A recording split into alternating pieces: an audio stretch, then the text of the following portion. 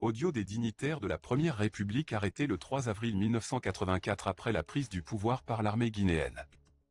L'Association des victimes du Kambouaro vous présente les aveux de Siaka Touré. Ceux et celles qui passent leur temps à parler de la prospérité économique et sociale qui prévalait sous la Première République feraient bien d'écouter attentivement un des grands tenants du pouvoir de l'époque, en l'occurrence Siaka Touré, affirmer que Air Guinée était incapable de payer ses frais de stationnement même dans de petits aéroports comme celui de Freetown. C'est lui, Siaka Touré, qui prêtait de l'argent à Air Guinée pour lui permettre de s'acquitter de ses frais de stationnement. Siaka emportera dans sa tombe bien de secrets. Je vais vous dire tout de suite, la seule personne qui m'avait donné de l'argent là, c'était au passage du président quand il quittait Alger. Je suis parti dans la précipitation. J'ai été accidenté le mercredi 4 janvier. Le jeudi 5 janvier, on m'a transporté au Maroc, pas un franc. C'est plus tard que j'ai demandé à Massa Colomb, le directeur d'Air Guinée, j'ai dit l'argent que j'ai prêté à Air Guinée, parce que je dois vous dire que souvent Air Guinée avait des difficultés. Vous ne pouvez pas aller prendre même du carburant à Freetown quand il en manque à Conakry sans payer les taxes d'atterrissage, les assistances, ainsi de suite. Très souvent, on n'avait pas un centime à la banque. Vous pouvez aller vérifier, on vous dira toujours que c'est moi-même qui prêtais des fois jusqu'à $10,000 à la compagnie. Donc, au moment où j'étais au Maroc, j'ai demandé à la compagnie donc de m'envoyer, il me restait $4,900. La compagnie m'a envoyé ça en traveler chèque. Une seconde question. Oui.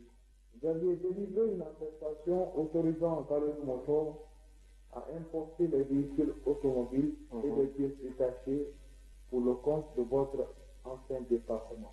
C'est-à-dire, voilà, comme ils m'ont expliqué. Là, ce n'était pas madame, c'était monsieur qui m'a dit, puisque nous avions un cotax, et vous savez, les cotax aussi ont été faits dans des conditions un peu compliquées, on nous les a vendus même un peu trop cher, parce qu'ils sont allés les prendre, je crois, vers la Côte d'Ivoire.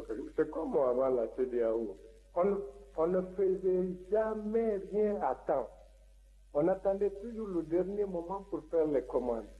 Donc, quand Cotax a été coincé, et ils m'ont dit, je crois qu'ils voulaient être représentants d'une des sociétés japonaises à Conakry. Donc, pour les accréditer, il fallait que je fasse une attestation. J'étais opposé, mais on m'a dit que ça ne m'engageait à rien, que c'était juste pour que les Japonais leur fassent confiance. Effectivement, ils en ont fait état de ça. Voilà, c'était ça. Vous venez d'expliquer là dans le même rapport. Oui, sinon c'était ça, vous avez pensé.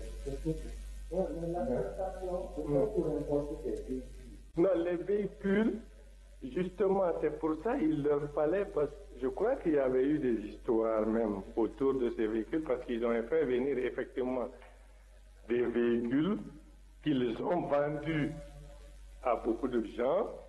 Donc, ils ont eu un dépôt certainement important de Silly là-bas, mais ils se disaient que ce n'était pas grave. Dans le cas où ils s'installeraient, ils pourraient utiliser ces Silly-là autrement. Ils ont fait venir quelque chose comme...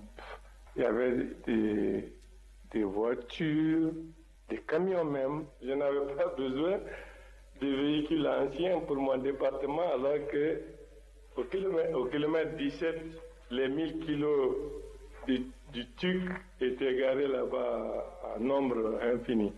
Je n'en avais pas besoin. Avançons un peu. Lors de vos séjours au Maroc, vous avez ordonné à la DSS le versement de $300,000 US au compte de Valérie Motor. Oui. Cette somme devait être remboursée par la société navale ou par le port autonome de Conakry. Non, c'est-à-dire que c'est la Galerie Motors qui, ayant, je crois, fait déjà des commandes parce qu'il était convaincu que ces marchés allaient passer, je crois, avait dû faire des avances à ses fournisseurs. Bon, leur compte a dû être, je crois, la banque les avait menacés parce qu'il fallait payer de l'argent, ils n'en avaient pas.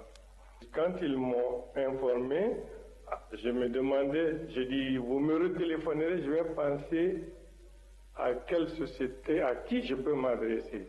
Donc, quand Lamarana m'a téléphoné, le capitaine Lamarana, je lui ai posé la question. Alors, j'ai dit, est-ce que j'étais un peu plus encouragé par la DSS, vous savez pourquoi? Parce que la DSS, on ne voulait pas l'accepter à Conakry. Donc, c'est moi qui ai pris sur moi la décision d'autoriser la DSS aussi à desservir Conakry. Donc, fort de cela, je me suis dit que le type pouvait me faire confiance. Alors, j'ai dit à Lamarana, est-ce que tu ne peux pas demander s'ils peuvent aider telle société jusqu'à telle date? Après, il m'a téléphoné. Lamarana lui a télexé, je crois. Quand il m'a téléphoné, il m'a dit qu'il va faire le paiement. Je dis, je ne sais pas. Ce qui est sûr, ils vont vous payer. Il dit, mais s'ils ne payent pas, nous allons prendre ça dans l'argent de la Guinée. Je dis, d'accord. Exactement comme ça. C'est ainsi donc que j'ai téléphoné ces Collignon que j'ai eus. J'ai dit, c'est d'accord. Alors, ils ont dit de préparer le texte. Collignon a fait le texte du Telex, envoyé à l'ambassade de Guinée au Maroc.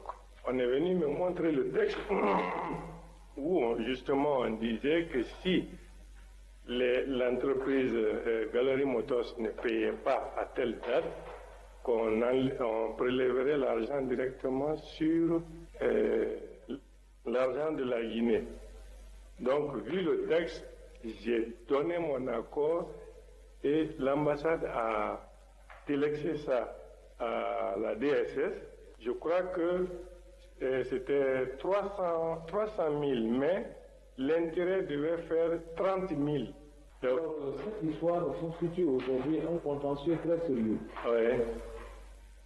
Parce que les Collignons là n'ont pas un centime. Ah. DSS est venu derrière l'État guinéen pour lui verser son argent. Donc, tous les marchés qu'ils avaient à la banque n'ont pas parti. Nous lui avons dit que si vous avez fait un engagement là-bas, l'engagement personnel, il est personnel. On n'engage pas l'État guinéen. On n'a pas de devise déjà, le peu qu'on a, on ne va pas vraiment gratter jusqu'au dernier grain dans le grenier pour le remettre ça. On avait convoqué le représentant de la DSS. Alors, c'est Jorgensen. Voilà. Le bonhomme était dans tous les États.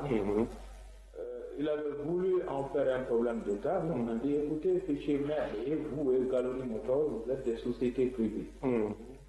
Mais nous nous demandons le lien qui peut exister entre l'État guinéen et cette société privée, Galerie Motors, au point de vous conduire à engager l'État guinéen vis-à-vis de la DSS. Non, là, c'est-à-dire qu'en fait, simplement parce que j'étais le premier responsable du département et j'étais convaincu que ça ne posait pas tellement de problèmes.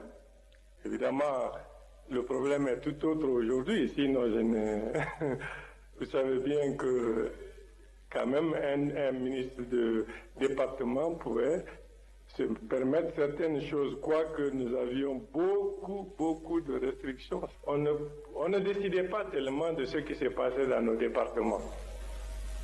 Donc, mais des petits cas comme ça, parce que j'étais convaincu que la société Galerie Motors aurait, n'est-ce pas, payé à la date prévue.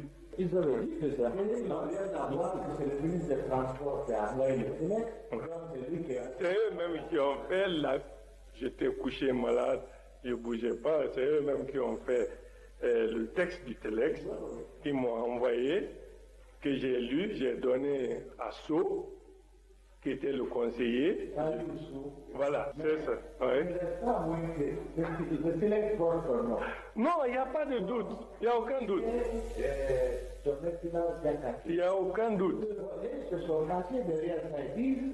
Effectivement, au nom de son pays, qui a même dégagé les modalités de paiement là où celui qui bénéficiait du prêt ne sera pas solvable. Oui, c'est ça. Donc, vous-même jusqu'à dire que pour eux, la société navale ou bien le port autonome doit payer, il appartiendra à l'État maintenant se retourner contre son ancien ministre. Ça va pas chez eux. Heureusement que vous les avez coincés. en tout cas, nous avons dit que nous ne prenons pas en charge. Vous avez parfaitement raison. Non, là, c'est qu'ils doivent. Ils disent que les 300 000 $ ont servi à acheter 3 camions, 14 voitures et des pièces. Galerie Motor a déclaré à travers cet écrit qu'elle a livré sous votre couvert 14 voitures et 3 camions Saviens. Ces véhicules qui étaient destinés au ministère du Transport auraient été revendus à des tiers par vos soins et les sommes payées vous ont été versées. Je m'étais fâché que des gens, je ne voulais pas parler de ces pauvres types. J'avais mon attaché de cabinet qui est le beau-frère de Charlot, qui était très très très lié à eux. Et ils ont fait venir les véhicules sous mon couvert. J'ai dit non, mais c'est pas normal. Mais j'ai pris soin de demander à la douane, parce que c'était pour faciliter la sortie des véhicules. Bon, les camions Saviem, moi-même j'en ai pris pour mon frère et pour mon oncle. Mais je dois tout de suite dire que moi je n'ai pas payé parce qu'ils ne m'ont pas dit la valeur. Je n'ai pas payé.